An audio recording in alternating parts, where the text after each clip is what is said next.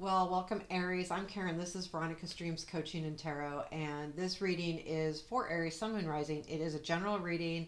We're going to talk about a situation that's maybe blocking you from moving forward or like doing something that you need to do, whatever.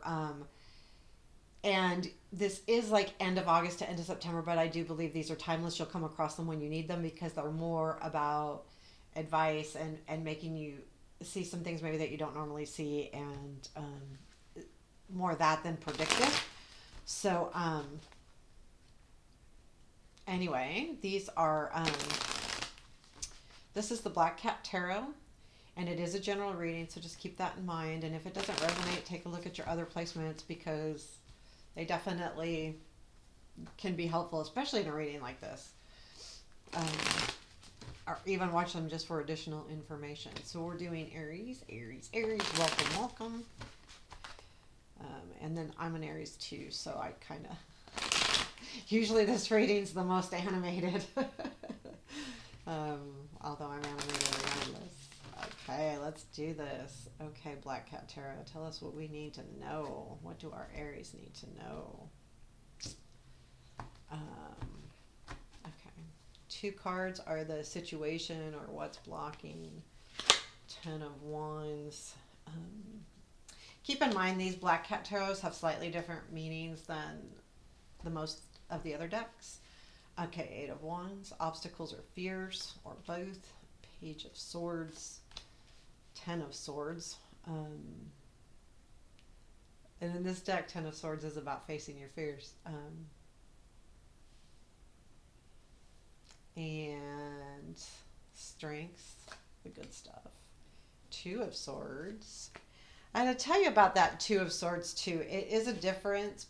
It is about a decision, but it looks a little different. So then we have advice, please. Okay, Nine of Swords, Seven of Pentacles, and then what we don't see, Three of Cups. And where does this all lead?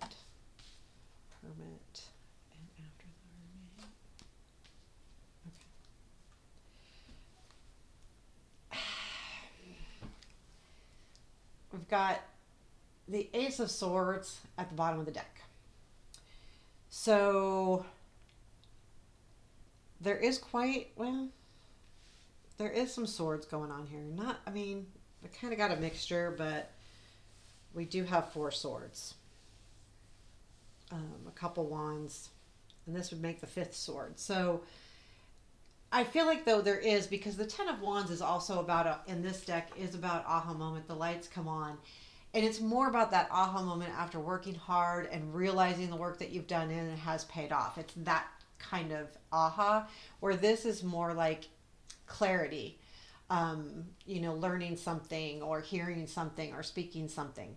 And I feel like this is you kind of like, no, this is what I mean. Or, like you're screaming from the mountaintops. You want people to hear you, darn it.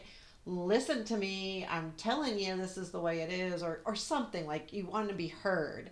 And there is a feeling of not being heard here a little bit.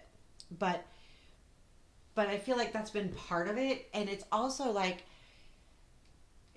finally reaching that destination as well. So it's going to be one or the other. I get the overall feeling, though, of a lot of clarity going on here. And so if you look at this Ten of Wands in this deck, he comes down to the cave and he turns on his lights, and the lights go on, and he's got all of this stuff.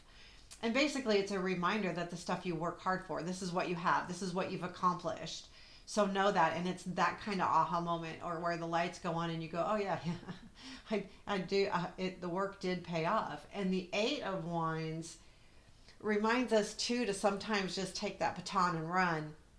And in this deck too, I feel like it's more of an action of moving forward. So there is this block about not seeing everything you've accomplished, and the block is also about kind of not wanting to move past that, not wanting to take that information and go. You're just kind of like, okay, so you're not saying these things to a certain degree. But but it's blocking you because you're not looking at it. You're not going, oh, look at everything I've done. Either that, or you think you've done so much that you should have more than you do. It could be that too, and that can be blocking you because if you think, well, I've done all of this, then why don't I have this? And it could be kind of that kind of energy. Um, but you have to take the bull by the horns. That eight of wands, and that's what that is. He's taking the baton from the other guy and he's running. I'm going to go take this to the, where it needs to go. And you're not you're not doing that piece at all. Like, you've got to take it and run with it or let it go. It's either one or the other. So your obstacles and your fears, we've got Page of Swords here and Ten of Swords. This deck is specifically in the booklet. It talks about facing your fears. And anytime something's ending or changing, and we have to walk through another door, there is a fear. What's behind that door? Where am I going next? What's going to happen? It's that kind of fear. Like, I feel like things are going to take off, but the reason why you're blocked about moving forward is because you're afraid of what it might bring you. It's almost like what's behind that door, and that behind that door kind of scares me a little bit. So do I really want to move forward? And then with that Page of Swords feeling is like, so this is an obstacle. You're being stubborn. This is a stubborn card to me. Like, nope, I'm right here. I'm not moving. This is what I'm doing. So it's very stuck energy. And when I say stuck, it's like you're not moving anywhere. So, and it boils down to fears more than anything. But because you don't realize what you've done, or you think you've done too much and you feel like it should be handed to you, or you're not realizing what you've done and it's keeping you from moving forward because you're having some lack of confidence. And the reason why I said it could be the others, because most Aries have a lot of confidence. However, I think sometimes when we portray a lot of confidence, we don't ever want to admit when we don't have confidence. And that can hold us back, actually, because sometimes admitting it and saying, hey, I need help, or what do I need next, or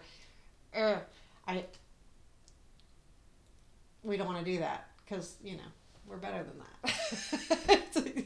Sorry, see, I told you I'm an Aries, so I gotcha. I have a lot of water in my other placements, so I'm like a mellow Aries, but I can be pretty Aries-y. And we're stubborn, we're pig-headed, but you know what?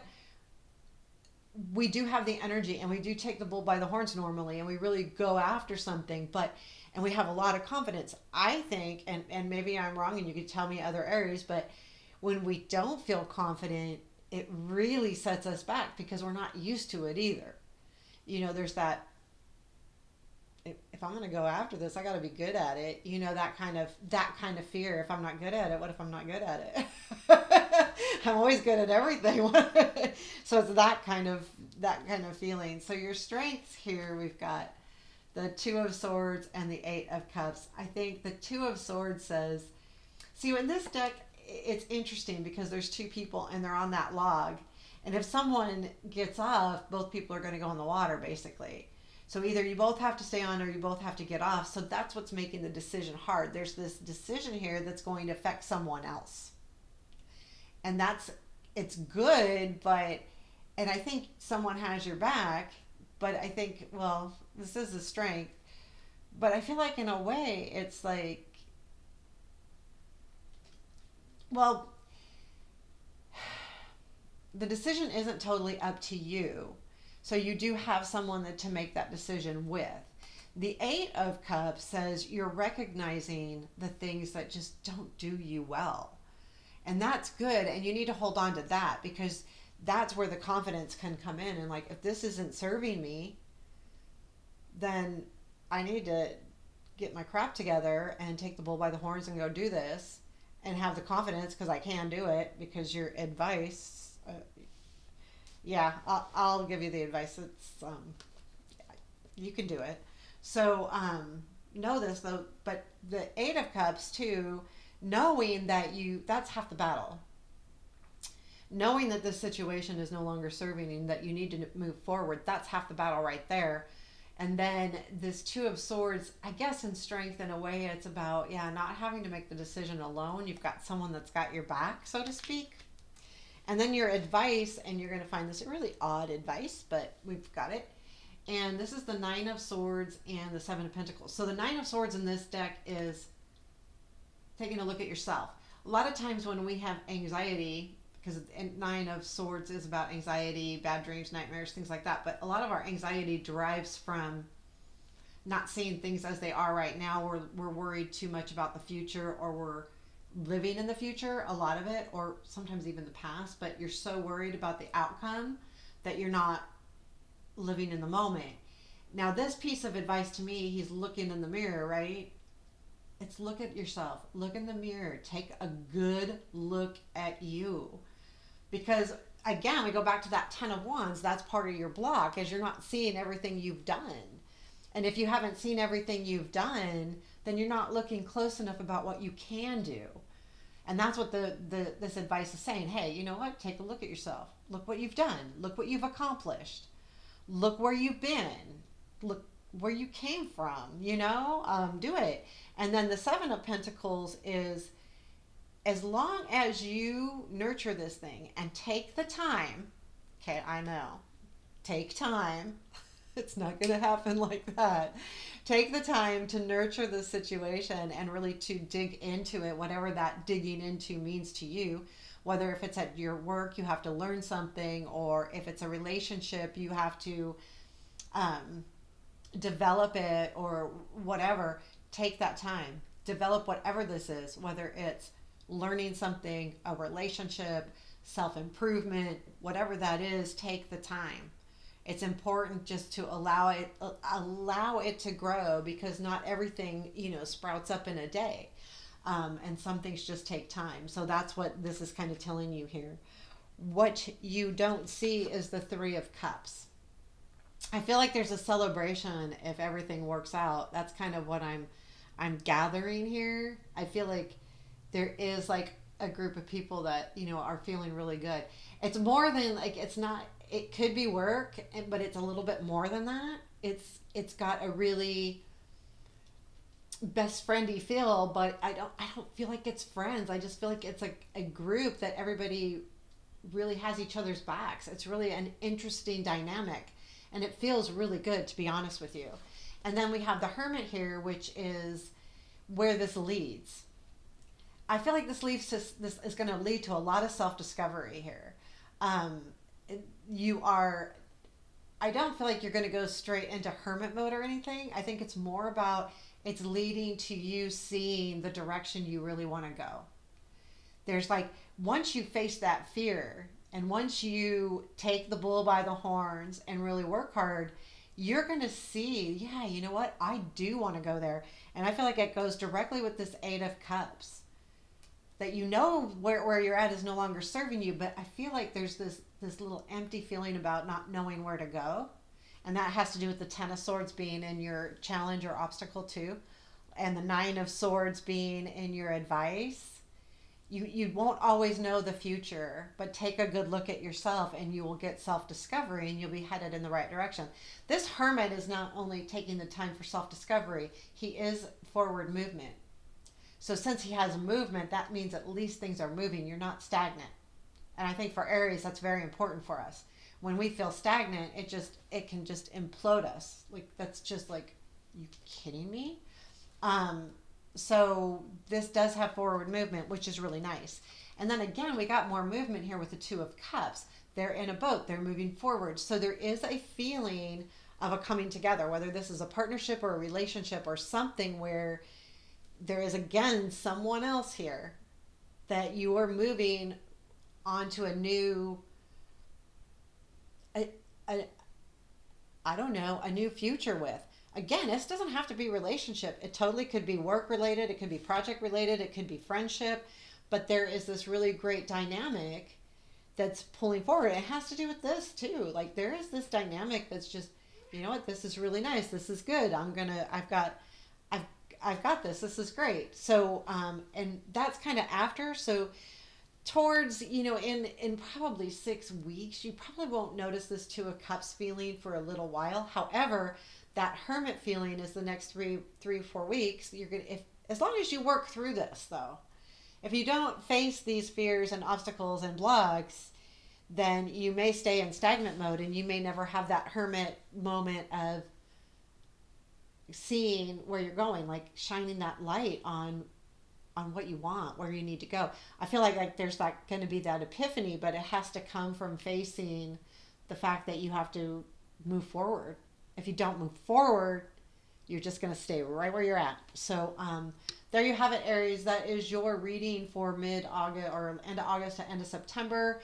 And please let me know what you think. Hit the like button and subscribe and comment. I love comments. So take care. Have a beautiful day.